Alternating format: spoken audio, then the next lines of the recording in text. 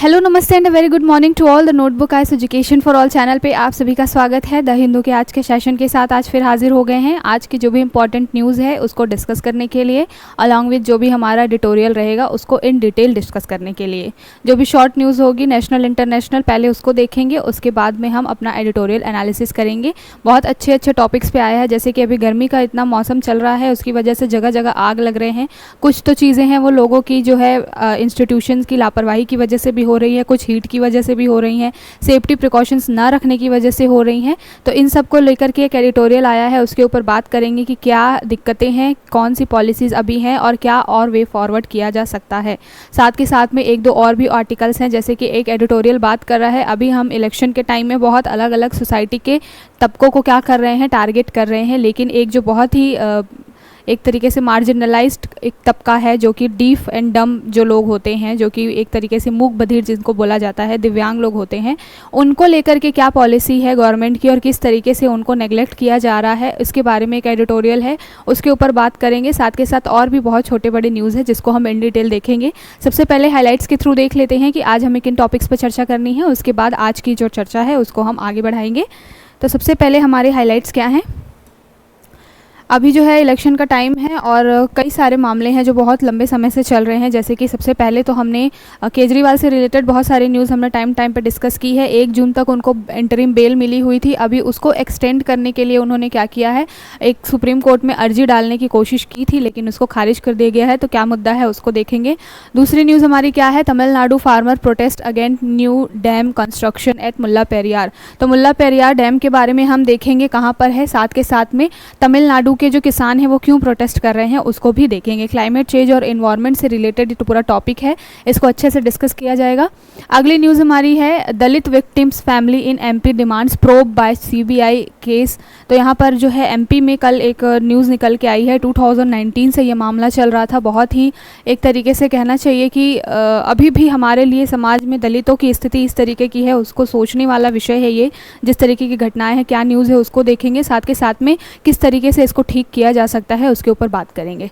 अगली न्यूज़ हमारी क्या है, SC bench tells Kejriwal to move CJI for listing on his bail. तो यहाँ पर मैंने बात की कि केजरीवाल जी हैं वो कहाँ पर चीफ जस्टिस के पास उनको जाने के लिए बोला गया है, क्योंकि अभी कोर्ट में वैकेशंस चल रहे हैं, इसकी वजह से भी। साथ के साथ में इनके एंटरिम बेल का मुद्दा ऑलरेडी अभी जजों के पास में है, केस चल रहा है उसके ऊपर में। अभी उन्होंने मांग की थी कि उनका जो एंटरिम बेल की जो डेट है उसको और एक्सटेंड कर दिया जाए, लेकिन उसको फ़िलहाल खारिज कर दिया गया है। अगली न्यूज़ क्या है, bond sign for rural service by MBBS graduate prior. तो हमने बात की थी कि कुछ दिनों पहले हमने ये न्यूज़ डिस्कस की थी कि एमबीबीएस के जो स्टूडेंट्स हैं वहाँ पर एक स्टेट में जो कर्नाटक है वहाँ पर स्पेशली जो बच्चे हैं जो कि अपना ग्रेजुएशन अब कंप्लीट करने वाले हैं या पोस्ट ग्रेजुएशन कंप्लीट करने वाले हैं, उनको लास्ट 1 ईयर के लिए रूरल एरियाज़ में भेजा जा रहा है फोर्सफुली।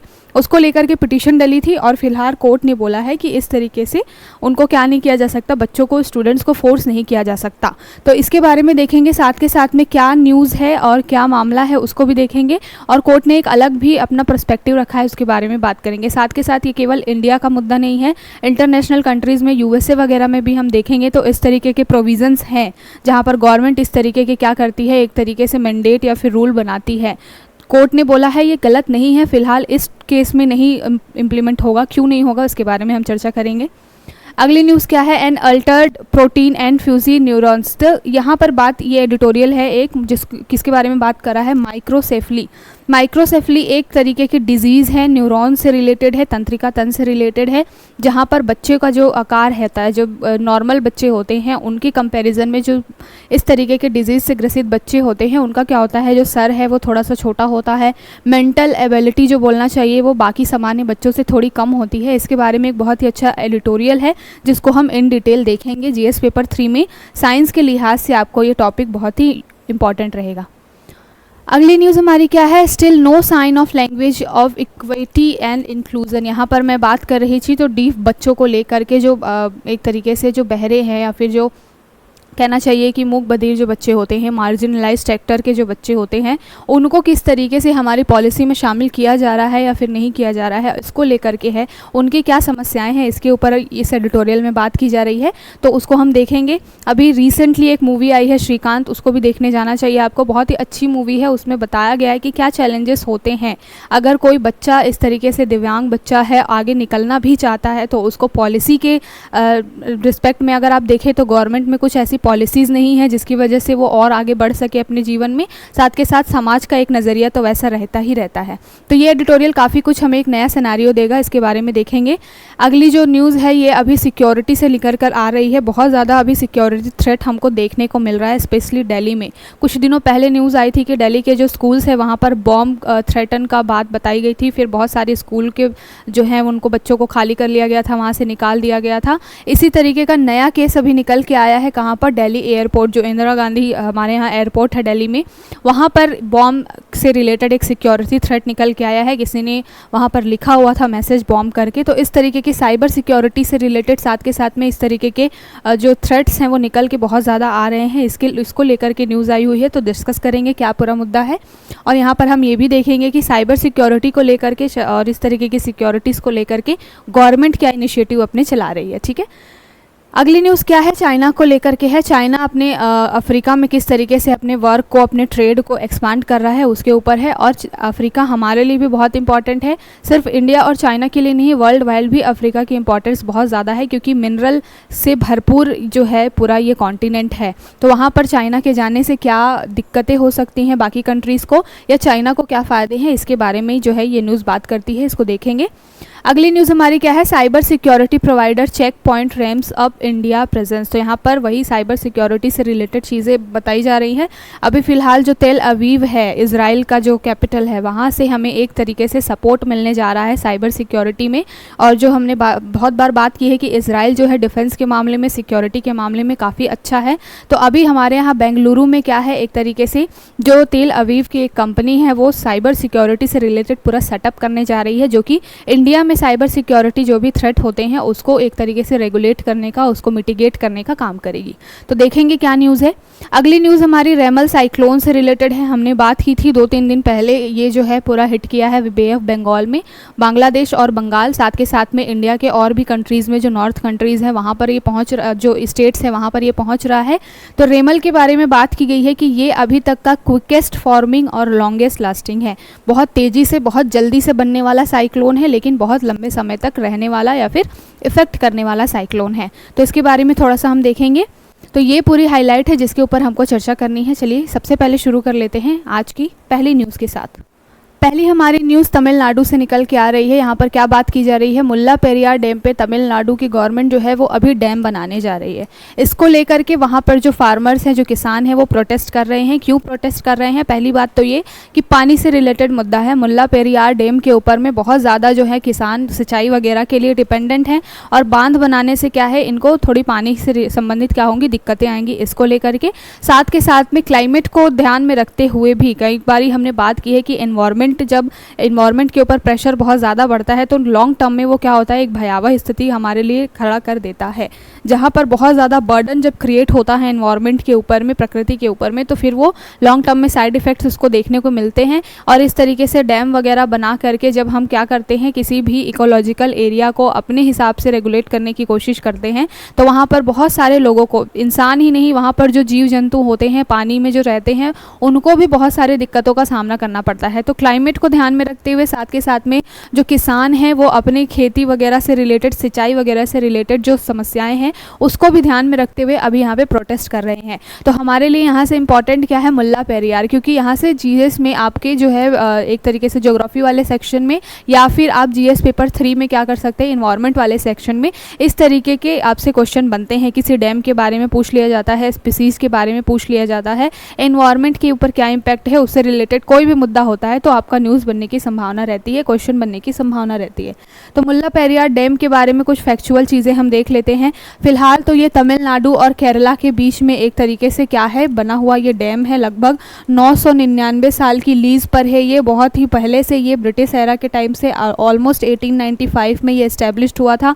काफ़ी पुराना ये है डैम और इसके कई बारी सिक्योरिटी इसको लेकर के, सुरक्षा को लेकर भी मुद्दे उठते रहते हैं, क्योंकि 100 साल से पुराने हमारे यहाँ पे बहुत सारे बांध हैं। जितने भी अब अगर आप बात करें कि अगर हमारे यहाँ पे 100 से लेकर 500 से 1000 अगर डैम है तो उसमें आपको जो 50% डैम ऐसे मिलेंगे जो कि 100 साल से भी पुराने हैं। तो पहली बात तो ये है कि इस तरीके की चीज़ों के ऊपर में ध्यान देना ज़रूरी है, क्योंकि इनका जो इंफ्रास्ट्रक्चर है बहुत लंबे समय से मेंटेनेंस नहीं किया गया है। तो हो सकता है कि कभी ये टूटेंगे तो फिर आसपास के एरिया में त्रासदी मचा सकते हैं। ठीक है, तो इसको ध्यान में रखते हुए मुल्ला पेरियार को थोड़ा सा फैक्चुअल डाटा ले लेते हैं। मुल्ला पेरियार डैम है कहाँ पर, तो ये पहली बात तो केरला में स्थित है। ठीक है, तो बेसिकली वो केरला में स्थित है, लेकिन उसका जो पानी है वो केरला और तमिलनाडु दोनों के बीच में क्या होता है, डिस्ट्रीब्यूट होता है। ठीक है, अब ये जो नदी होती है, बांध होता है, वो किसी एक ओरिजिन में तो एक एरिया में तो रहता नहीं है, वो इंटर स्टेट भी बहता है।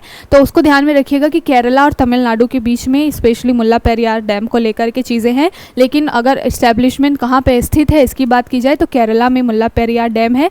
इसकी ऊंचाई लगभग 881 मीटर है समुद्र तल से, और ये एक तरीके से केरला का हाईएस्ट आप डैम बोल सकते हैं केरला में ऊंचाई के मामले में देखा जाए तो। ठीक है कहाँ पर, तो केरला में वेस्टर्न घाट पे है। केरला वाला जो आपका पूरा एरिया है, जब आप मैप देखते हैं तो कहाँ पर दिखाई देता है आपको, ये वाला एरिया जो है वो केरल दिखाई देता है। और केरल ये पूरा एरिया किस में आता है, वेस्टर्न घाट, यानी कि ये पूरा पश्चिमी घाट वाला एरिया है जहाँ पर आपको कर्नाटक, केरल, तमिलनाडु सारी चीज़ें दिखाई देती हैं। तो केरल का जो ये मुल्ला पेरियार डैम है ये भी वेस्ट जो हमारा पश्चिमी वेस्टर्न घाट है वहाँ पर ये पाया जाता है। ठीक है, और वहाँ पर इलायची की जो पहाड़ियाँ हैं, काफ़ी फेमस पहाड़ियाँ हैं, कार्डमम जो हिल्स है वो भी वेस्टर्न घाट में ही है केरला में। वहाँ पर उनके आसपास में क्या है, ये एक तरीके से पूरा ये डैम है। कौन से ज़िला में, इडुक्की ज़िला में। ठीक है, तो ये जो फैक्चुअल डाटा है, कई बारी आपको स्टेटमेंट वाइज क्वेश्चन पूछा जाता है। इन्वायरमेंट से रिलेटेड अगर कोई टॉपिक बनता है तो वहाँ पे फैक्चुअल डाटा आपसे इस तरीके के पूछ लिए जाते हैं। इसलिए हमने इसको डिस्कस किया क्योंकि ये न्यूज़ में चल रहा है और काफ़ी पहले से भी न्यूज़ में चल रहा है। बार बार जो है केरल और तमिलनाडु के बीच में इसको लेकर के मुद्दे उठते रहते हैं।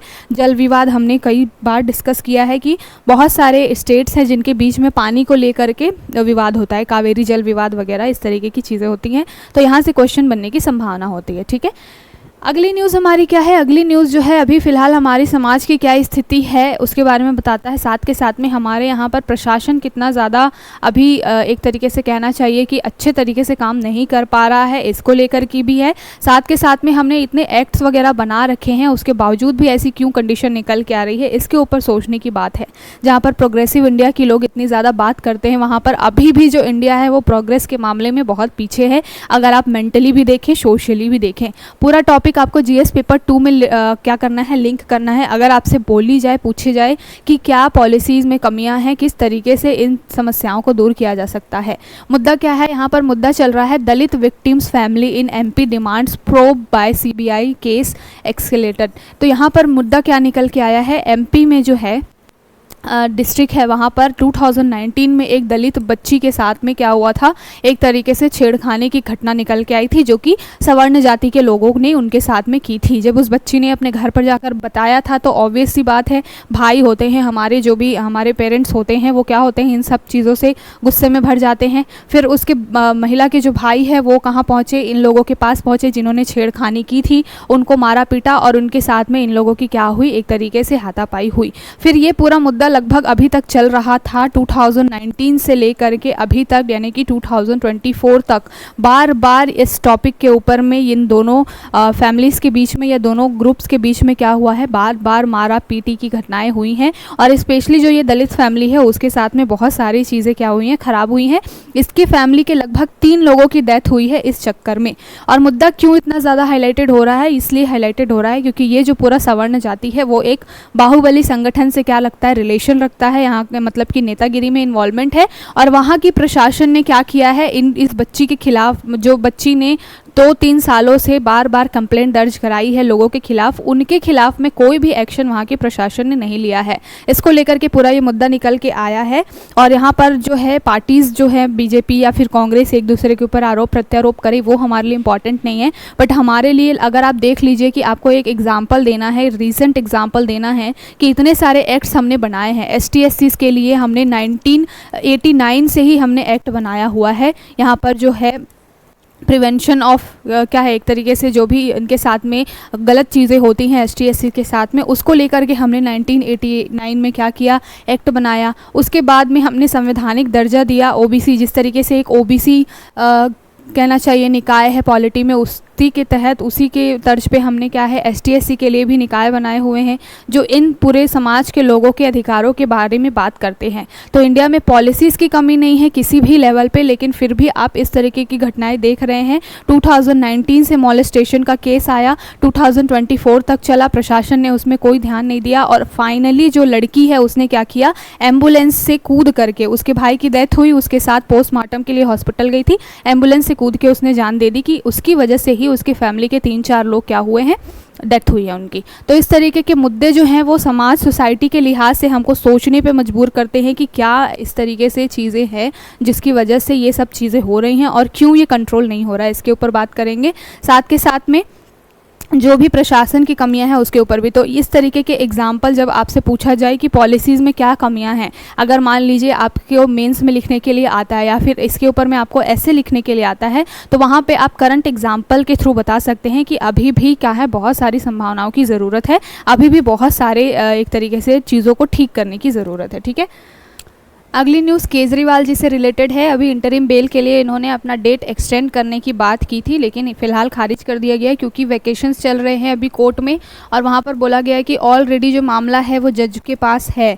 जो 2 जजों की बेंच थी जिन्होंने इंटरिम बेल दी थी, वो मामला उनके पास में अभी है। आगे किस तरीके से इसको ले करके चलना है ये उनका कॉल है, इस वजह से अभी इनके ऊपर में कोई भी एक्शन नहीं लिया जा रहा है। साथ के साथ में एक्सटेंड करने की कोई भी बात नहीं है। तो यानी कि 1 जून को इनको क्या होना पड़ेगा, उपस्थित होना पड़ेगा कोर्ट में। उसके बाद जो बेंच है वो डिसाइड करेगी कि क्या पूरा मुद्दा है। ठीक है, अगली न्यूज़ जो है ये बहुत ही इंपॉर्टेंट है। जैसे कि IMD जो है इंडियन मेट्रोलॉजिकल डिपार्टमेंट जो है, जो कि हमारे यहाँ पे क्या करता है, मौसम से रिलेटेड सारे क्या करता है, एक तरीके से आपको अर्ली वार्निंग सिस्टम पूरा जनरेट करके देता है, आपको सूचना देता है कि मौसम की क्या स्थिति रहने वाली है। तो हमने बात की थी कि IMD के अनुसार 1 जून से क्या होने वाला है, केरल में 31 मई के बाद में 1 जून से ऑलमोस्ट क्या होने वाला है, केरल में मानसून हिट करने वाला है। लेकिन मानसून ने पहले ही हिट कर दिया है और यहाँ पर केरला में 6 लोगों की जान भी चली गई है। तो इस तरीके से एक सवाल यहाँ पर भी उठता है कि IMD जो है वो एक तरीके से सटीक जो है अब जानकारी या सूचना नहीं दे पा रही है। यहाँ पर बोला गया है,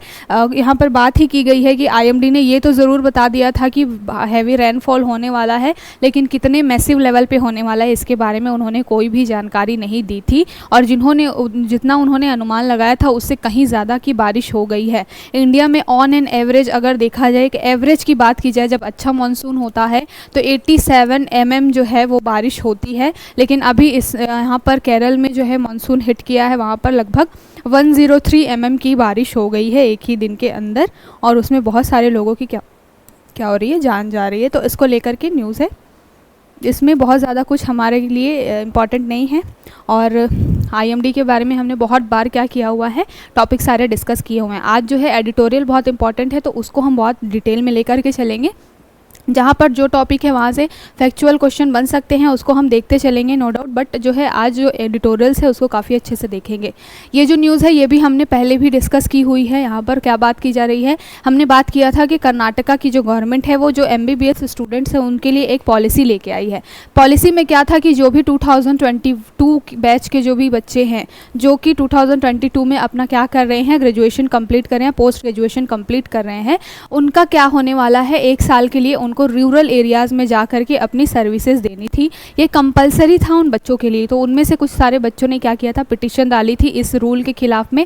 वहाँ पर अभी हाई कोर्ट जो है उन्होंने इसके ऊपर पूरी डिबेट की और ये निकल के आया कि ये जो पूरा रूल जो बना था, ये जो एक्ट बना था गवर्नमेंट के द्वारा, ये 2012 में बनाया गया था, लेकिन उसको लागू नहीं किया गया था। लागू कब किया गया है, इसको लागू किया गया है जुलाई 2022 में। जिस तरीके से CAA 2019 में आया था और वो फिर रूल कब बना था, था रूल 2024 के साथ में क्या हुआ, लागू हुआ 2024 में, उसी तरीके से ये एक्ट भी था। तो यहाँ पर बात की गई है कोर्ट के द्वारा कि जब एक्ट 2012 में बना था तो उसी समय से इसको लागू कर देना चाहिए था, और अगर ये उसी समय लागू होता उसके बाद जिन बच्चों का एडमिशन होना था या जिन बच्चों का एडमिशन हुआ है कोटा सिस्टम के बेस पे, उनको फिर ये सारी चीज़ों को फॉलो करना कंपलसरी होता, मैंडेट होता। ये स्पेशली पूरा जो केस है वो 2015 बैच के बच्चों का है, और ये जो एक्ट है वो 2012 में आया था, लेकिन लागू नहीं हुआ था वो, अभी जो है रूल बना करके 2022 में उसको लागू किया गया। ठीक है, तो इसलिए इस मामले में कोर्ट ने बोला है कि यहाँ पर जो है इस बैच में बच्चों के ऊपर में ये फोर्सफुली रूल लागू नहीं होगा। लेकिन चूंकि गवर्नमेंट ने रूल अब बना दिया है, आने वाली जो भी बैचेस होंगी वहाँ पर गवर्नमेंट चाहे तो इस तरीके से क्या कर सकती है, कंपलसरी एक रूल बना सकती है कि जो बच्चे होंगे उनको 1 साल के रूरल एरियाज़ में जा कर के क्या करना पड़ेगा, सारा जो है अपना एक तरीके से सर्विस देनी पड़ेगी या फिर ट्रेनिंग लेनी पड़ेगी। और ये जो है इस तरीके के रूल बनाना, ये जो है अधिकार है किसका, राज्य सरकार का। हेल्थ जो है वो किस सूची में आता है, हम जब बात करते हैं 7th शेड्यूल की, 7th शेड्यूल में 3 सूचियां हैं। 3 सूचियां कौन कौन सी है, एक तो है आपका सेंट्रल लिस्ट यानी कि केंद्र सूची, दूसरा है आपका स्टेट लिस्ट यानी कि राज्य सूची, और तीसरा है कॉन्करेंट यानी कि समवर्ती सूची। तो जो हेल्थ होता है वो कौन से लिस्ट में आता है, हेल्थ जो है वो स्टेट लिस्ट में आता है, यानी कि स्वास्थ्य के ऊपर में जो भी नीति बनाने का काम राज्य सरकार का होता है। इसलिए कोर्ट ने यहाँ पे बोला है कि जो भी नीतियाँ हैं वो जो राज्य सरकार है वो बना सकती है। फिलहाल 2015 बैच के इस जो बच्चे हैं इनके ऊपर ये एप्लीकेबल नहीं होगा, क्योंकि रूल जो है लागू कब हुआ है, 2022 में। ठीक है, लेकिन अभी जो नई बैचेस आएंगे उनमें ये रूल ज़रूर लागू कर सकते हैं। यहाँ पर बताया गया है कि इस तरीके का कोई ऐसा नहीं है कि जो कर्नाटक है वो इस तरीके का काम करने वाला पहला कोई कंट्री है या फिर कोई स्टेट है जिसने इस बारे में सोचा है। ऑलरेडी यूएसए जगह जैसी कंट्रीज़ जो है, यूएसए, कनाडा, ऑस्ट्रेलिया, यहाँ पर ऑलरेडी इस तरीके की पॉलिसीज़ बनाई गई हैं टाइम पे,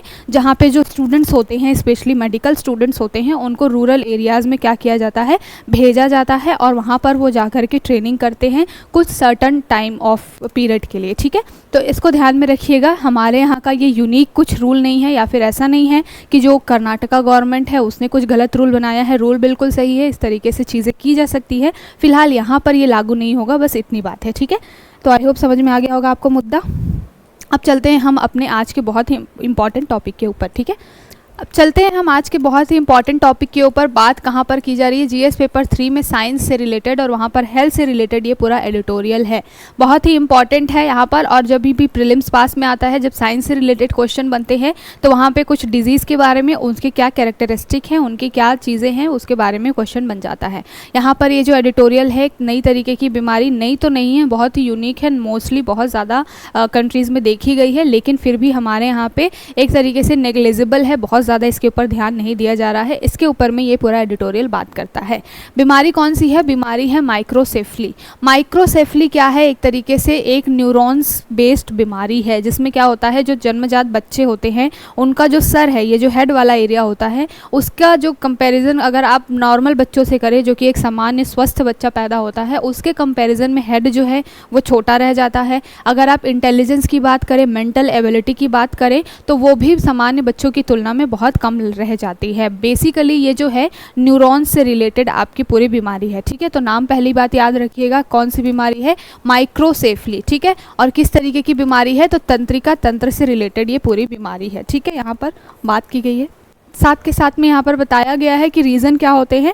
रीज़न होता है कि जब बच्चा जो है एक तरीके से वो 9 मंथ वो मदर के पेट में रहता है, और वहाँ पर जब उसकी ग्रोथ होती है, तो जब एम्ब्रॉय वगैरह बनते हैं, हमारे जो मेंटल, जो हमारा जो ब्रेन वाला एरिया है, जब वो विकास होता है, उस समय में एक जिन होता है। कौन सा जिन, उस जिन का नाम क्या है, SASIX। ठीक है, तो ये जो जिन है एक तरीके से, इसकी वजह से, इसकी क्या है, कमियों की वजह से बच्चे में इस तरीके के डिसऑर्डर पैदा हो जाते हैं। तो इसको भी याद रखिएगा। जेनेटिक बीमारी एक तरीके से जीन से रिलेटेड बीमारी है, जेनेटिक तो नहीं बोल सकते। जेनेटिक बीमारियां वो होती हैं जो मदर फादर से बच्चों में आ जाती हैं, ये उस तरीके की बीमारी नहीं है। लेकिन हाँ, जीन्स में क्या है, एक तरीके का विकार जब उत्पन्न हो जाता है, एक तरीके से कहना चाहिए कि कोई कमी हो जाती है किसी भी तरीके से, तब जा कर के क्या होता है, माइक्रोसेफली जैसी बीमारी होती है। ठीक है, तो जिनका नाम याद रखिएगा। अगर आपसे क्वेश्चन कभी बन जाए कि SASS सिक्स जो है वो किससे रिलेटेड है, तो ये माइक्रोसेफली बीमारी से रिलेटेड है। एक तरीके का ये जिन है जो कि क्या करता है, बच्चों में माइक्रोसेफली डिजीज़ को लाने का काम करता है। ठीक है, यहाँ पर बात की गई है, साथ के साथ में बोला गया है कि ऐसा नहीं है कि गवर्नमेंट ने इसके ऊपर में ध्यान नहीं दिया है, गवर्नमेंट ने इसके ऊपर में ध्यान दिया है, लेकिन बेसिकली ये पूरा मुद्दा निकल के कब आता है, ये पूरा मुद्दा निकल के आता है जब अगर कोई फैमिली है जो कि एक ही जाति के अंदर या फिर फैमिली के अंदर ही विवाह कर लेती हैं, तब जा कर के बच्चों में इस तरीके की चीज़ें निकल के आती हैं, जिसको क्या कहते हैं, हम हिंदी में सजाती विवाह कहते हैं। हमारे यहाँ पे कुछ ऐसे रूल्स जो है, नियम कायदे कानून जो हमारे बुजुर्ग बना करके गए हैं, कभी कभी हमें लगता है कि ये बहुत ऑर्थोडॉक्स बात करते हैं, ये बहुत ही ज़्यादा पिछड़े ख्यालों के लोग हैं, इस वजह से ये ऐसी चीज़ें बोलते हैं। जैसे कि आप सुनते हैं या फिर अभी भी हमारे समाज में बहुत चलता है कि एक ही फैमिली के अंदर में विवाह नहीं होता है। कई सारी जातियाँ हमारे यहाँ पे ऐसी हैं जो कि एक मोस्टली जो हमारी पॉपुलेशन है वो फैमिली के अंदर विवाह को क्या करती है, मना करती है। तो हम आप जैसे पढ़े लिखे प्रोग्रेसिव माइंड के लोग क्या सोचते हैं, हमें ये लगता है कि ये जो लोग हैं ये रूढ़िवादी विचारों को अभी तक ढो रहे हैं, ये गलत है। बट हर चीज़ के पीछे एक साइंटिफिक रीज़न होता है। ये जो माइक्रोसेफली बीमारी है वो किससे निकल के आ रही है, ये इसी सजाती विवाह से निकल के आ रही है। सजाती विवाह का मतलब क्या है, जैसे साउथ इंडिया वगैरह में भी चलता है, जहाँ पर मामा वगैरह जो होते हैं उनके साथ भी कई बार विवाह हो जाता है। जो मुस्लिम जो फैमिलीज़ होती हैं वहाँ पे एक मदर का दूध अगर नहीं पिया है बच्चे ने, तो फिर क्या है, कज़न्स में भी वहाँ पर क्या हो जाते हैं, शादियाँ हो जाती हैं। तो इस तरीके से क्या है, जो सजाती विवाह होता है तब जा कर के बच्चे के अंदर इस तरीके के जो जीन है, जो सास सिक्स है, वो क्या होता है, डेवलप हो जाता है। और इस सजाती विवाह की वजह से इस तरीके की बीमारियां क्या होती हैं, बच्चों में निकल के आती है, जिसको माइक्रोसेफली बोला जाता है। ठीक है, तो आई होप आपको समझ में आ गया होगा क्या मुद्दा है। अब जब आपको कारण समझ में आ गया है कि किस कारण से हो रहा है, तो फिर उसको मिटिगेट कैसे किया जाएगा, इन सारी चीज़ों को रोक करके, सजाती विवाह जो है इनको थोड़ा सा रोक करके, जागरूकता फैला करके कि ये रूढ़िवादिता से रिलेटेड नहीं है, साइंटिफिक रीज़न है और इसका आगे चल के बच्चे जो होंगे उनके ऊपर नेगेटिव इफेक्ट पड़ेगा। इसको जागरूकता फैला करके क्या कर सकते हैं, हम रोक सकते हैं। यहाँ पे बहुत सारी चीज़ें बोली गई हैं कि अगर आप बात करिए, बहुत तरह तरीके से 2014 में रिसर्च की गई थी पाकिस्तानी फैमिली के ऊपर में, और वहाँ पर इस तरीके की बीमारी निकल के आई थी कि एक पाकिस्तानी फैमिली में जब 2014 में रिसर्च की गई, तो वहाँ पर जब सजाती विवाह हुआ तो उस फैमिली के 4 जो ऐसे लोग थे, 4 मेंबर्स जो थे, वो माइक्रोसेफली बीमारी से क्या हुए, ग्रसित पाए गए। ठीक है, तो साइंटिफिक रीज़न है इन सारी चीज़ों का, इसको ध्यान में रखिएगा। माइक्रोसेफली सास-6 जीन जो है, एक तरीके से इसको भी ध्यान में रखिएगा। बेसिकली ये होता क्यों है, तो बेसिकली हमारी बॉडी में जो तारक काय होते हैं, बहुत ज़्यादा साइंटिफिक एक तरीके से साइंस वाले टॉपिक पे नहीं जाऊंगी, जो हमारी बॉडी के अंदर में जो न्यूक्लियस होता है वहाँ पर बहुत सारे एक तरीके से लिक्विड फॉर्म में क्या होता है, तारक काय जिसको बोला जाता है, सेंट्रीसोल जिसको बोलते हैं। इसमें जब विकार आ जाता है तब जा कर के इस तरीके की बीमारियाँ होती हैं, और इसकी वजह से जो माइंड है वो बहुत ज़्यादा डेवलप नहीं हो पाता है। ठीक है, तो आई होप आपको समझ में आ गया होगा कि मुद्दा क्या है और बीमारी क्यों हो रही है, रोका कैसे जा सकता है, जागरूकता फैला करके डेफिनेटली, तभी जा कर के इस रिस्क को क्या किया जाता है, कम किया जा सकता है। ठीक है, तो इसके बारे में ध्यान रखिएगा। ये जो अगला एडिटोरियल है वो किसके बारे में बात कर रहा है, अब चलते हैं, हम बात कर रहे हैं जो सोसाइटी का मार्जिनलाइज एक तरीके से सेक्टर होता है, जहाँ पर हम बात करते हैं डीफ बच्चों की या फिर हम ब्लाइंड बच्चों की बात करते हैं। इस तरीके के जो तबके होते हैं हमारे यहाँ, जिनके बारे में हम बहुत ज़्यादा नहीं सोचते हैं। जब हम इलेक्शन की बात करते हैं, जब हम एक तरीके से मूलभूत अधिकारों की बात करते हैं, तो सबसे पहले दिमाग में आता है क्या, सामान्य वर्ग, जिसकी रोटी कपड़ा मकान वाली जो ज़रूरत होती हैं उसको फुलफ़िल करने के ऊपर हमारा बहुत ज़्यादा ध्यान होता है। अगर उससे बहुत ज़्यादा हम आगे बढ़े तो हम उनके हेल्थ के ऊपर में बात करते हैं, उनके एजुकेशन के बारे में बात करते हैं। लेकिन समाज का एक बहुत बड़ा तबका ये भी है, एक तरीके से दिव्यांगजन वाला तबका भी है, जो कि क्या है, हमारे यहाँ पर बहुत ही नंबर, और एक कहना चाहिए कि मास लेवल पे नंबर के मामले में, पॉपुलेशन के मामले में हमारे यहाँ पे है। और इनके लिए बहुत ज़्यादा ध्यान हमारी जो इंडियन पॉलिसीज़ मेकर्स हैं उनको बहुत ज़्यादा ये ध्यान नहीं देते हैं उनके ऊपर में। इसके बारे में ये पूरा एडिटोरियल है। ठीक है, तो बात क्या की जा रही है, still no science of language of equity and inclusion. तो यहाँ पर जो नो साइंस ऑफ लैंग्वेज की क्यों बात की जा रही है, साइंस ऑफ लैंग्वेज का मतलब है कि जो डीफ बच्चे होते हैं उनको क्या होता है, लैंग्वेज जो है, साइन लैंग्वेज के थ्रू उनको क्या करना होता है, कम्युनिकेट करना होता है। आपने देखा होगा, बहुत रेयरली देखने को मिलता है, लेकिन कई लोगों को आपने अपने आसपास देखा होगा कि जो बोल नहीं पाते हैं या सुन नहीं पाते हैं, वो क्या करते हैं, साइन लैंग्वेज में जो हैंड मूवमेंट्स होते हैं उसके थ्रू वो क्या करते हैं, एक तरीके से एक दूसरे से बातचीत करते हैं। ठीक है, तो उसको लेकर के यहाँ पर बोला गया है कि हमारे इंडिया में अगर आप एनसीआरबी का डाटा उठा करके देखिए तो इस तरीके के जो डीफ लोग हैं एक तरीके से वो कितने हैं। अगर हम एनसीआरबी के डेटा की बात करेंगे तो वहाँ पर लगभग 18 मिलियन है, लेकिन अगर हम WHO के डेटा की बात करेंगे तो WHO के डेटा के हिसाब से हमारे यहाँ पे लगभग 40 मिलियन ऐसे लोग हैं, 40 to 60 मिलियन जो लोग हैं जो कि डीफ कैटेगरी से आते हैं। और जब यहाँ पर इतने बड़े नंबर, इतनी बड़ी संख्या में ये लोग हैं तो इनके बारे में भी सोचने की हमें बहुत ज़्यादा ज़रूरत है कि इनका लाइफ किस तरीके से चलता होगा। जैसे कि मैंने बात की श्रीकांत मूवी के बारे में, तो वहाँ पर वो ब्लाइंड बच्चा है जो कि क्या है, साइंस स्ट्रीम से पास लेना चाहता है, साइंस स्ट्रीम 10th में उसके 98 परसेंटाइल हैं, उसके बावजूद भी उसको साइंस स्ट्रीम नहीं मिल पा रहा है। क्यों नहीं मिल पा रहा है? क्योंकि तब हमारे गवर्नमेंट की पॉलिसी में ही ये चीज़ नहीं थी, एजुकेशन पॉलिसी में, कि किसी ब्लाइंड बच्चे को क्या कर दिया जाए, साइंस दे दिया जाए। चाहे कितने भी अच्छे परसेंट आए हों उस ब्लाइंड बच्चे के, उसको 8 सब्जेक्ट लेना पड़ता था। उसके लिए उस बच्चे ने केस लड़ा, जीता, और बाद में फिर हमारे एजुकेशन पॉलिसी में जो ब्लाइंड बच्चे हैं उनके लिए भी साइंस स्ट्रीम को जोड़ा गया। तो इस तरीके के बहुत सारे चैलेंजेस है जो फेस करता है ये मार्जिनलाइज सेक्टर, ठीक है। और इसके बारे में, नीतियों के बारे में बात की गई है। यहाँ पर ये भी बताया गया है कि गवर्नमेंट ने इसके लिए ध्यान दिया था। 2015 में एक ट्रेनिंग सेंटर हमारे यहाँ पे खोला गया था, इंडियन साइन लैंग्वेज जिसको कहते हैं, शॉर्ट फॉर्म में कहते हैं ISL। ISL यानी कि इंडियन साइन लैंग्वेज सेंटर, एक तरीके से ट्रेनिंग सेंटर था, 2015 में खोला गया था। यहाँ पर किसको ट्रेनिंग दी जा रही थी? बेसिकली जो इन बच्चों को पढ़ाते हैं ऐसे टीचर्स को क्या किया जाना था, ट्रेनिंग दी जानी थी। लेकिन ये सारी चीज़ें बनने के बावजूद भी अगर आप रेशियो निकाल करके देखें तो बहुत ज़्यादा एक तरीके से ट्रेन टीचर यहाँ पे नहीं है। स्कूल के लेवल पे बात करिए, जो हमारी न्यू एजुकेशन पॉलिसी आई है, न्यू एजुकेशन पॉलिसी जो है हमारी 2020 की, उसमें भी इन सारे सेक्टर्स के लिए बात की गई है। ऐसा नहीं है कि छोड़ दिया गया है, लेकिन 2020 में जो ये न्यू पॉलिसी आई है उसके बावजूद भी बहुत सारे स्कूलों में साइन लैंग्वेज को पढ़ाने वाले ट्रेंड टीचर की कमी है, इसको लेकर के बात की गई है। साथ ही अगर आप बात करिए मीडिया के लेवल पे, तो पहले दूरदर्शन वगैरह में इस एडिटोरियल में बोला गया कि पहले के समय में जो दूरदर्शन आता था, अगर बहुत छोटे होंगे आप लोग को याद हो, तो जो दूरदर्शन आता था वहाँ पर न्यूज़ जब चलती होती थी तो साइड में एक महिला या फिर पुरुष होते थे जो कि साइन लैंग्वेज में वो पूरी न्यूज़ को क्या कर रहे होते थे, एलोबरेट कर रहे होते थे। तो वहाँ पर उस समय में ध्यान दिया जाता था इन सारे सोसाइटी के बाकी तबकों के लिए जो कि बोल नहीं सकते, सुन नहीं सकते, उनके लिए। लेकिन अगर आप आज की बात करें तो एडिटोरियल में मेंशन है कि अगर आप आज सोशल मीडिया का दौर देख लीजिए या भी जो प्राइवेट न्यूज़ एजेंसीज़ हैं उनका दौर देख लीजिए, तो वो इसके ऊपर बिल्कुल भी ध्यान नहीं देते हैं, बिल्कुल ही ज़्यादा क्या है वो इस टॉपिक को लेकर के एक तरीके से इनसेंसिटिव हैं। क्योंकि आजकल की मीडिया में इस तरीके की चीज़ें देखने को नहीं मिलती हैं कि कोई मूक बधिर बच्चों के लिए क्या करे या फिर लोगों के लिए साइन लैंग्वेजेस में न्यूज़ वगैरह कन्वे करे।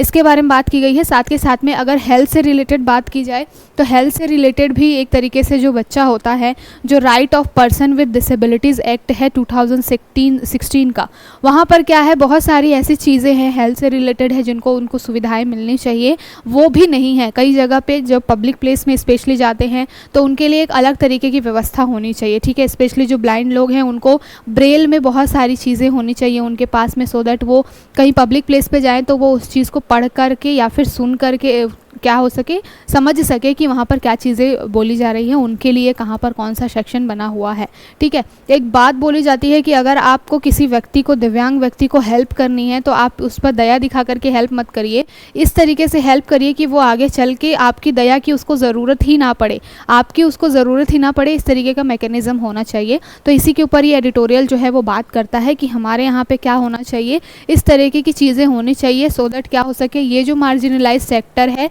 वो आगे चल करके कुछ कंट्रीब्यूट कर सके हमारे इंडिया के अंदर। ऐसा नहीं है कि सारा दारोमदार जीडीपी को बढ़ाने का, इकोनॉमी को बढ़ाने का सिर्फ नॉर्मल सामान्य लोगों का ही है, ये लोग भी बहुत बड़ा एक रोल प्ले कर सकते हैं क्योंकि इनकी पॉपुलेशन ही इतनी ज़्यादा है। अगर इनके ऊपर हम ध्यान देंगे तो ये भी क्या कर सकते हैं, कंट्रीब्यूट कर सकते हैं इंडिया में, ठीक है।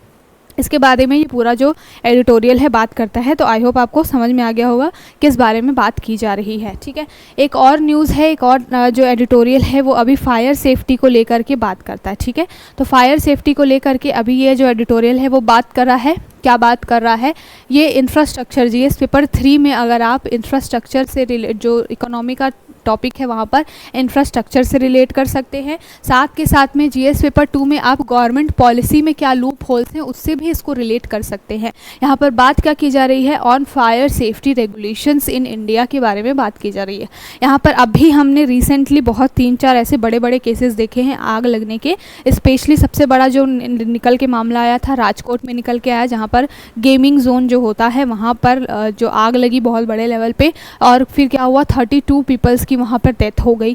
उसके बाद में अभी रिसेंटली दिल्ली के एक हॉस्पिटल में आग लगी थी जिसमें 7 बच्चों की डेथ हो गई। तो ये सारी चीज़ें जो है वो स्पेशली गर्मियों के दिनों में और ज़्यादा बढ़ जाती हैं, क्योंकि हीट टेम्परेचर इतना ज़्यादा होता है कि बहुत सारे रिएक्शंस होते हैं और लोग जो है वो प्रिकॉशंस भी लेकर के नहीं चलते हैं। इसकी वजह से भी इस तरीके की चीज़ें आती हैं। तो इसके ऊपर ही बात की गई। ठीक है, तो इंसिडेंट्स तो हमने देख लिए कि क्या क्या इंसिडेंट्स हैं, जो एक गुजरात का मामला है और दूसरा जो है आपका दिल्ली का मामला। इस तरीके के बहुत सारे मामले आए हैं। अब यहाँ पर बात क्या निकल के आ रही है, बात ये निकल के आ रही है कि हमारे इंडिया में ऑलरेडी जो है चीज़ें बनी हुई हैं। 2016 में हमारे पास में एक बिल्डिंग कोड है। बिल्डिंग कोड क्या है, बिल्डिंग कोड ये है कि अगर कोई भी नई बिल्डिंग बनती है तो उसको किस तरीके से प्रिकॉशंस लेके चलने हैं, क्या क्या उसमें सुविधाएं होनी चाहिए, क्या क्या सेफ्टी मेजर्स को ध्यान में रख कर के वो बिल्डिंग बनाई जानी चाहिए। इसके लिए ऑलरेडी हमने नेशनल बिल्डिंग कोड बनाया हुआ है जिसको NBC बोला जाता है शॉर्ट फॉर्म में।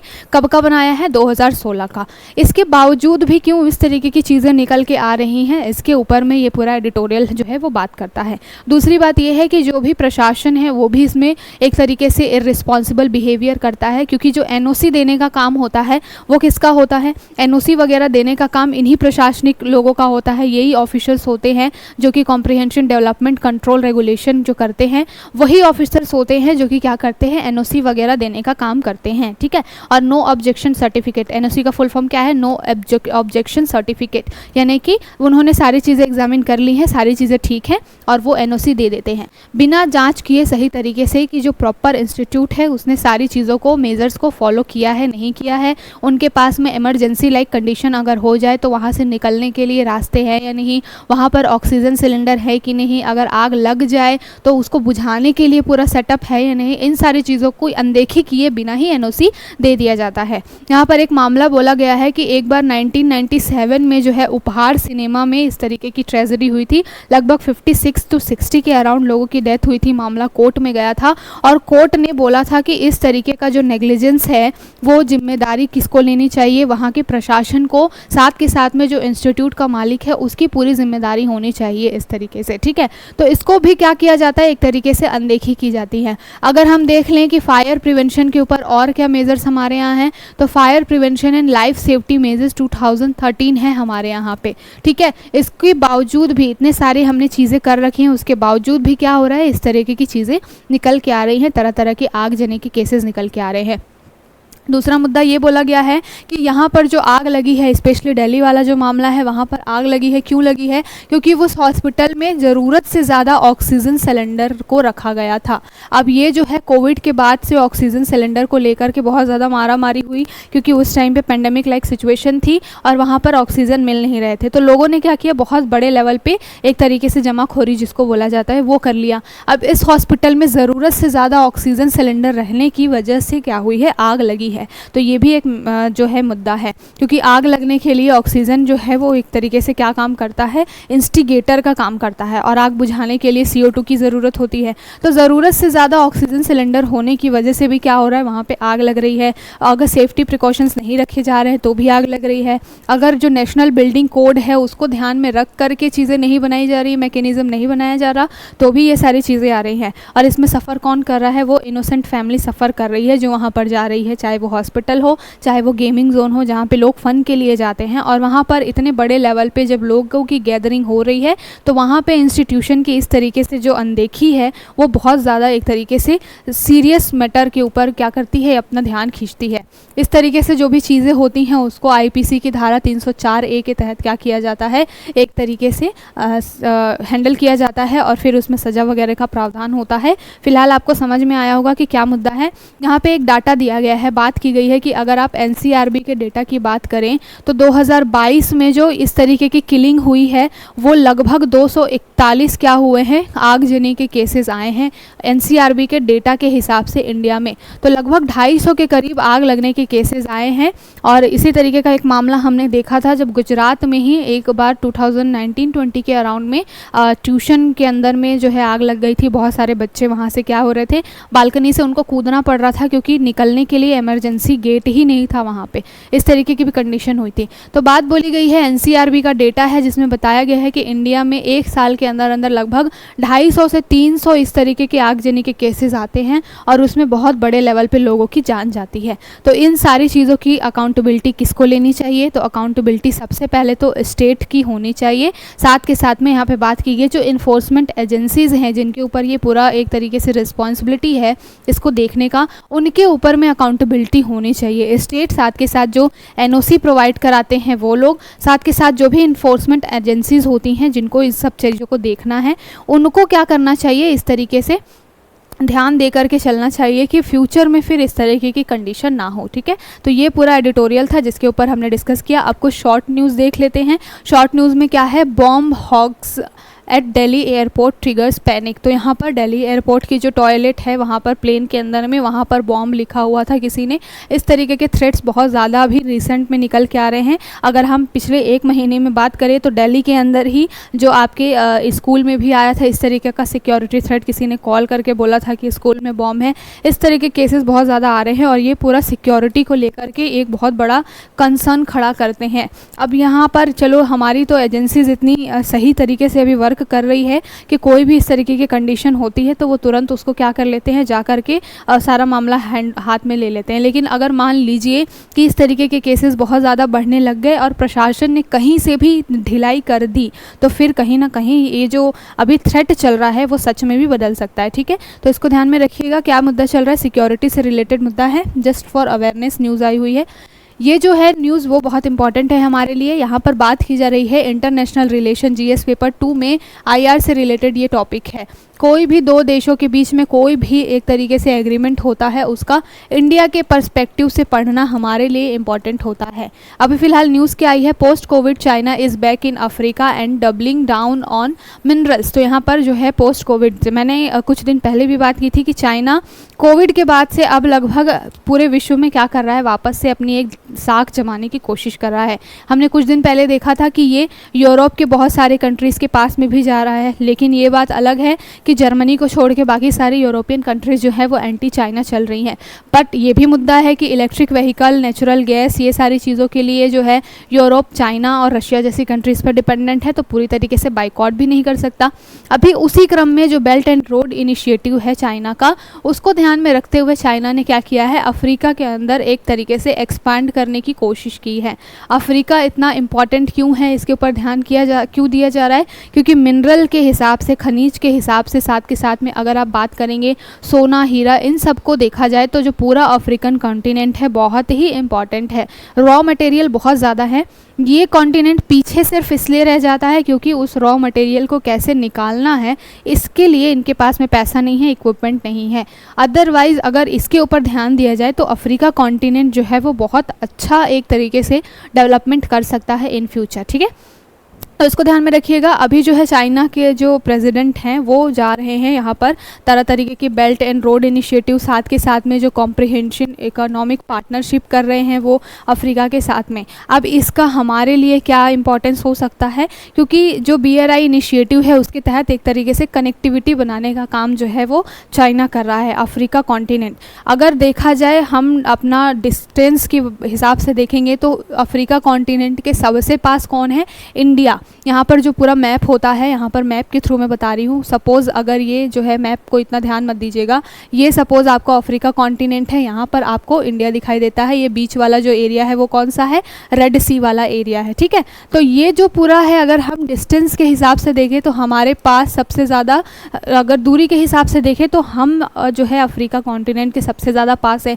चाइना तो यहाँ कहीं पर है जो कि क्या है, एक तरीके से लॉन्ग डिस्टेंस को ट्रेवल करके आके क्या कर रहा है, अफ्रीका के अंदर में पोर्ट वगैरह बना रहा है, BRI रोड कनेक्टिविटी बना रहा है, बहुत सारी चीज़ें वो कर रहा है जो कि इन फ्यूचर आने वाले समय में उसको बहुत ज़्यादा फ़ायदा देने वाली है। अब सपोज़ अगर यहाँ पर जो ये पूरा एरिया है वो आपका इंडियन ओशन वाला एरिया है या फिर पैसिफिक ओशन वाला पूरा एरिया है यहाँ पर अगर, तो फिर क्या होगा, अगर मान लीजिए चाइना ने यहाँ पर अफ्रीकन कॉन्टिनेंट में अपने पोर्ट्स वगैरह डेवलप कर दिए, तो इन फ्यूचर अगर इंडिया को थ्रेट होगा तो वो अफ्रीका के बाकी इन देशों से भी थ्रेट हो सकता है। साथ के साथ में व्यापार के लिहाज से रेड सी वाला एरिया बहुत ही इंपॉर्टेंट है, चाहे वो इंडिया के लिए हो चाहे वो बाकी सारी कंट्रीज़ के लिए हो। तो यहाँ पर अगर चाइना का प्रभुत्व बढ़ जाता है तो फिर वो भी हमारे लिए क्या है, सही चीज़ नहीं है। तो कोई भी दो देशों के बीच में कोई भी मुद्दा हो और जहाँ पर चाइना इन्वॉल्व हो तो वहाँ पर इंडिया के हित आ ही जाते हैं। ठीक है, तो इस पूरे टॉपिक को इस तरीके से आपको क्या करना है, पढ़ना है। बाकी यहाँ पर जो है डाटा, फैक्चुअल डाटा दिया गया है, इसके बारे में बहुत ज़्यादा ध्यान नहीं देना कि उनके बीच में क्या कंपनी के लेवल पे कितना % का काम चल रहा है, ये वो हमें जो है एक तरीके से समझ बिल्ड करनी है कि अगर किसी दो कंट्री के बीच में कोई काम हो रहा है तो उसका इंडिया के ऊपर क्या इम्पैक्ट हो सकता है। ठीक है, अगली जो न्यूज़ है वो साइबर सिक्योरिटी से रिलेटेड है। Cyber security provider Check Point ramp up India presence. तो यहाँ पर जो है तेल अवीव हेडक्वार्टर प्रोवाइड करवाने जा रहा है बेंगलुरु में इंडिया के लिए। तेल अवीव इजराइल की क्या है, एक तरीके से कैपिटल है, और वो इंडिया के अंदर में साइबर सिक्योरिटी को हेल्प करने के लिए, इंडिया में जो थ्रेट आ रहे हैं बार बार, उसको मिटिगेट करने के लिए अपना एक तरीके से कहना चाहिए कि सेटअप पूरा लगाने के लिए जा रहा है। तो आपसे वनडे एग्जाम्स में क्वेश्चन बन सकता है कि कौन सी कंट्री है जो इस तरीके का मेज़र ले रही है इंडिया में, तो इजराइल वो कंट्री है, इसके बारे में ध्यान रखिएगा। अब यहाँ पर हम क्या कर लेते हैं, थोड़ा सा रिवीजन कर लेते हैं अपने यहाँ पे क्या पॉलिसीज़ है उसके बारे में। तो यहाँ पर सबसे पहले अगर इंडिया के लेवल पे बात की जाए कि हम सुरक्षा को लेकर के किस तरीके से चलते हैं, तो सबसे पहले राष्ट्रीय साइबर सुरक्षा नीति है हमारी। यहाँ पर कौन कौन सी चीज़ें की जाती हैं। अब कोई भी नीति किस लिए बनाई जाती है, नीति इसलिए बनाई जाती है कि जो भी टेक्नोलॉजी में कोई भी कमियाँ हैं, लूप होल हैं, उसको क्या किया जाए, कम किया जाए, उसको ख़त्म किया जाए और स्ट्रॉन्ग सेटअप हमारे पास लगाया जाए। लोगों के अंदर भी अवेयरनेस होनी चाहिए। साइबर सिक्योरिटी थ्रेट जनरली इस तरीके से भी आते हैं क्योंकि हम कोई ऐसा लिंक होता है जिसके ऊपर में लालच होता है। मान लीजिए कोई कूपन से रिलेटेड या फिर आपको कोई वाउचर से रिलेटेड कोई लिंक आ जाता है जिसमें बोला जाता है कि इस पर क्लिक करेंगे आपको गिफ्ट मिलेगा। तो इस तरीके की चीज़ें होती हैं। वहाँ से क्या होता है, लोग जो है आपके फ़ोन को हैक कर लेते हैं, आपका डाटा हैक कर लेते हैं और फिर वो बहुत बड़े लेवल पे पूरा जो है एक तरीके से इकोनॉमी को क्या कर देते हैं, ख़राब कर देते हैं। तो इसको ध्यान में रखते हुए साइबर सुरक्षा नीति बनाई गई है हमारे यहाँ पे। अगर दूसरे नंबर पे बात करें तो हमारे यहाँ पे एक काम चलता है I4C का। ये क्या है, एक तरीके से भारतीय साइबर अपराध समन्वय यानी कि कोऑर्डिनेशन का केंद्र है जो कि साइबर क्राइम को क्या करता है, कोऑर्डिनेट करने का काम करता है। और यहाँ पर इसकी स्थापना जो है एक तरीके से जो हमारा प्रौद्योगिकी मंत्रालय है उसने किया हुआ है। और ये क्या काम करता है, साइबर सिक्योरिटी से रिलेटेड जितने भी मामले होते हैं वहाँ पर अपनी प्रौद्योगिकी को, अपने टेक्नोलॉजी को एडवांस करने के लिए बहुत सारे सेटअप्स को क्या करता है, एक जगह पे एक तरीके से लिंक करके रखता है। जब कोऑर्डिनेशन बेहतर होगा तभी जा करके क्या किया जा सकता है, इस तरीके के कोई मुद्दे को ट्रीट किया जा सकता है कम समय में। ठीक है, तो I4C को याद रखिएगा। आपके जो एग्जाम्पल होते हैं या फिर जो गवर्नमेंट की पॉलिसीज़ होती हैं, जब आंसर राइटिंग करते हैं वहाँ पर ये कोट करने के काम आएगा साइबर सिक्योरिटी से रिलेटेड। दूसरी बात और क्या है कि साइबर सुरक्षा पहल हमारे यहाँ पे शुरू की गई है। ये भी जो है एक तरीके से बहुत सारे विभाग जो होते हैं उनके बीच में कोऑर्डिनेशन बनाने के लिए है, जो सूचना वगैरह देने के लिए है कि अगर कोई भी एक विभाग में, क्योंकि हमारे यहाँ पे टेक्नोलॉजी के लेवल पे सारी चीज़ें क्या हैं, एक तरीके से ऑर्गेनाइज्ड हैं और एक विभाग का संबंध दूसरे विभाग से भी होता है। अगर मान लीजिए कि केवल किसी पावर सेक्टर को ही हम क्या कर ले, क्या साइबर हैकिंग के थ्रू उसको कंट्रोल कर ले, तो उस पावर से बहुत सारी चीज़ें और भी डिपेंडेंट है, बहुत सारे उद्योग डिपेंडेंट है हमारे ऊपर में, उस पावर के ऊपर में, वो डिस्टर्ब हो जाएंगे। जो नॉर्मल जो लोगों का जीवन है वो डिस्टर्ब हो जाएगा, प्रोडक्शन के ऊपर बहुत बड़ा इफेक्ट आएगा, इकोनॉमी के ऊपर इफेक्ट आएगा। तो इस तरीके से एक विभाग का केवल काम एक ही नहीं होता, वहाँ पर बहुत सारे विभाग की डिपेंडेंसी होती है। तो ये जो है मुख्य जो विभाग होते हैं उनके बीच कोऑर्डिनेशन बनाने के लिए साइबर सुरक्षित भारत पहल लाई गई है। इसी तरीके से हमारे यहाँ पे साइबर स्वच्छता केंद्र भी बनाए गए हैं जो टाइम पे इस तरीके के कोई भी मालवेयर वगैरह आता है, मालवेयर एक तरीके का वायरस ही होता है जो कि आपके सिस्टम में आ जाता है और फिर आपका डाटा हैक कर लेता है। तो साइबर स्वच्छता केंद्र भी बनाया गया है जो कि इस तरीके के मालवेयर वगैरह को क्या करता है, रेगुलेट करने का या फिर देखने का काम करता है। 2017 में इसको बनाया गया था। ठीक है, तो कुछ इस तरीके के इंपॉर्टेंट पहल जो है उसको ध्यान में रखिएगा, कई बारी आपको आंसर राइटिंग करने में हेल्प आती है। अगर आप बात कर लीजिए कंप्यूटर के लेवल पे, तो हमारे यहाँ पे सर्ट इन जो है कंप्यूटर आपातकालीन प्रतिक्रिया टीम जो है एक तरीके से वो काम करती है। जो भी इमरजेंसी लाइक कंडीशन होती है तो वहाँ पर सर्ट इन का रोल बढ़ जाता है, ठीक है। प्रौद्योगिकी मंत्रालय के अंतर्गत आता है और साइबर घटनाओं पर सूचना एकत्रित करने का, विश्लेषण करने का काम करता है, प्रसार करने का, उस डाटा को, इन्फॉर्मेशन को शेयर करने का काम करता है और अलर्ट जारी करता है कि भाई इस तरीके का थ्रेट जो है हमारे ऊपर आ गया है, ठीक। अगर हम बात करें रक्षा साइबर एजेंसीज की, तो ये DCYA यानी कि रक्षा मंत्रालय जो है वो भी एक तरीके से काम करता है और वो कोऑर्डिनेशन करता है अपने सारे विभागों के बीच में, चाहे वो आर्मी हो, चाहे वो नेवी हो, जितने भी हमारे डिफेंस रक्षा मंत्रालय के अंतर्गत विभाग आते हैं उनके बीच में कोऑर्डिनेशन बनाने के लिए जो है रक्षा साइबर एजेंसी यानी कि DCYA को भी बनाया गया है, ठीक है।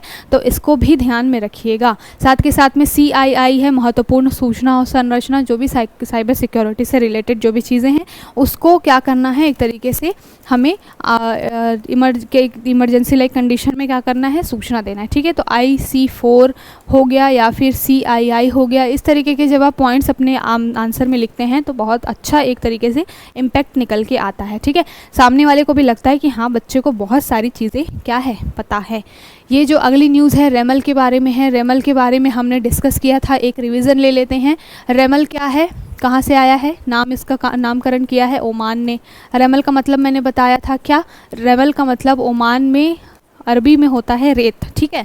तो यहाँ से एक क्वेश्चन बनता है, नाम कौन लिखता है, तो 13 कंट्रीज़ जो हैं वो क्या करती हैं, एक तरीके से उनके बीच में एक कोऑर्डिनेशन बना हुआ है। टाइम पे अल्फ़ाबेट के हिसाब से वो क्या करते हैं, एक एक कंट्री को मौका दिया जाता है जो भी साइक्लोन आते हैं उनको नामकरण करने का।